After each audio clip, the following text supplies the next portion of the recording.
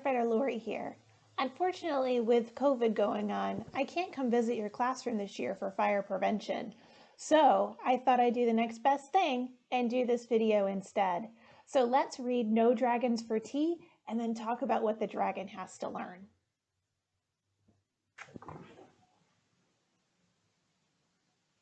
One warm sunny day at the end of last week, my mom and I went for a walk to the creek. As I raced down the hill in my little red wagon, I veered to the left and smacked into a dragon.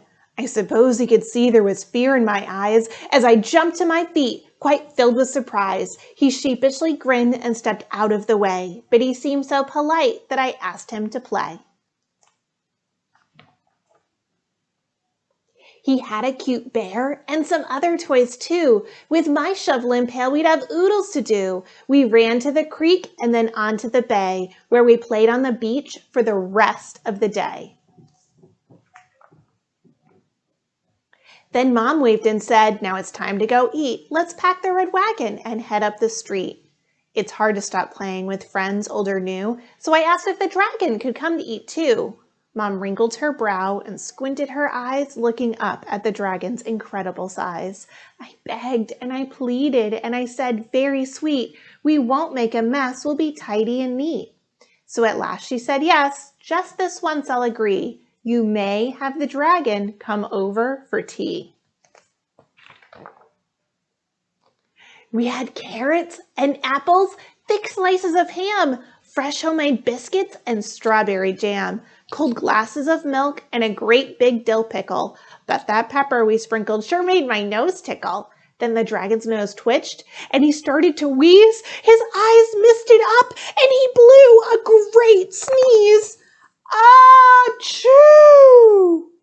Well, we all know what happens when dragons achoo. Flames shot from his mouth and from both nostrils too.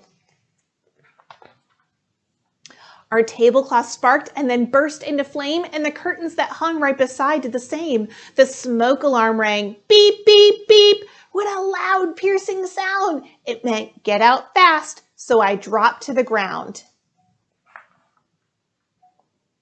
The room filled with smoke as I crawled on the floor and started to make my way to the front door. The dragon got scared and decided to hide, but I know when there's fire, we must get outside. So I grabbed his thick tail and with one mighty tug, I pulled that big dragon from under the rug. I crept down the hallway and said, "Follow me. I know the way out. We must meet by the tree." So Mom and the dragon and I all met there. Then that silly old dragon went back for his bear. We ran up and caught him and wouldn't let go. And I said, "Listen, dragon, here's what you should know. Don't ever go back. That just will not do. We can get a new bear, but we can't replace you." Since the fire was burning inside of our home, we went to the neighbors to borrow the phone. Mom knew what to dial and said calm and clear, "Here's our full street address. Send the fire trucks here." Before very long, down our street, they came sailing with bright red lights flashing and loud sirens wailing.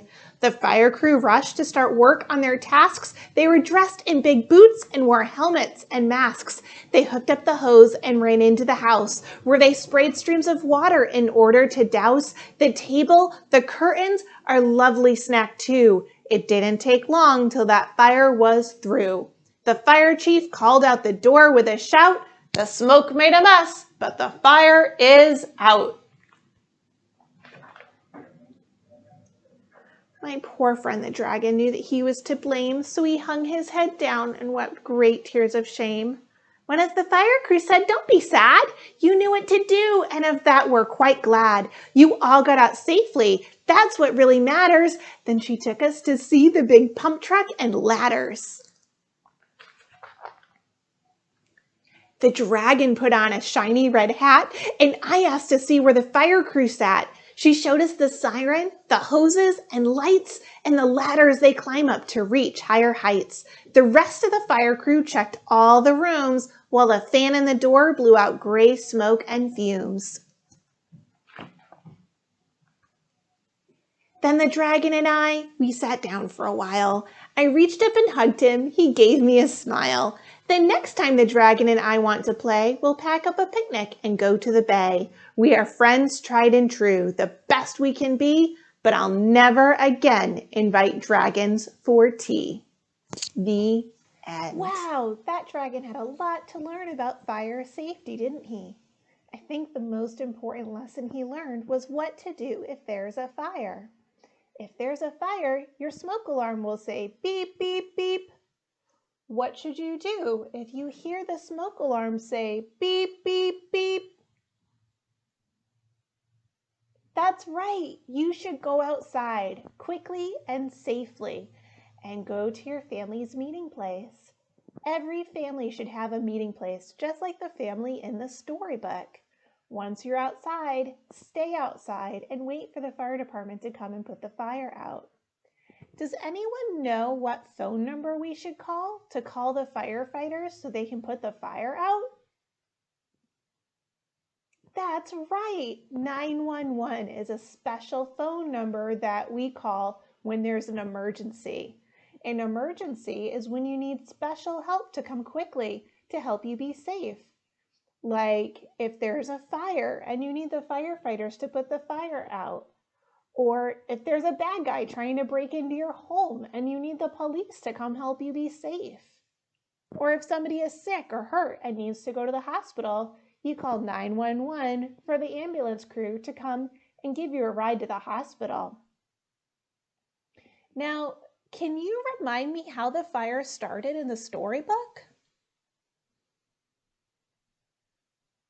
That's right, the dragon sneezed and fire came out of his mouth and nose and caught everything on fire. Now, I don't know about you, but I know I don't have a sneezing dragon at home. Do you have a sneezing dragon at home that could start a fire? No, I didn't think so. That's a pretty silly part of the story. But there are other hot things at home that we need to be careful around because they could start a fire. Can you name 3 things that are hot that could start a fire?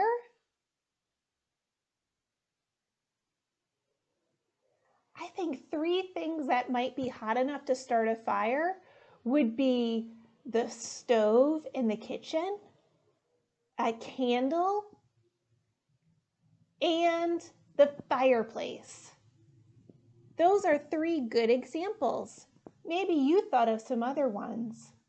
You need to make sure and stay 3 giant steps away from things that get hot enough to start a fire or that could burn you. If you get too close to something that is hot and your clothes catch on fire, do you know what to do?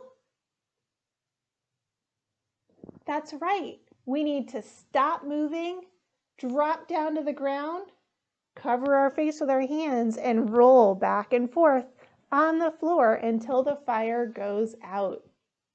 Thank you so much for spending time with me today, friends. I hope you enjoyed the story and that you learned some new things. Be sure to share what you learned today with the grown-ups at home and with your other family members to come up with a safety plan at home. Hopefully next year I get to visit you in the classroom. Until then, make safe choices and have a great day.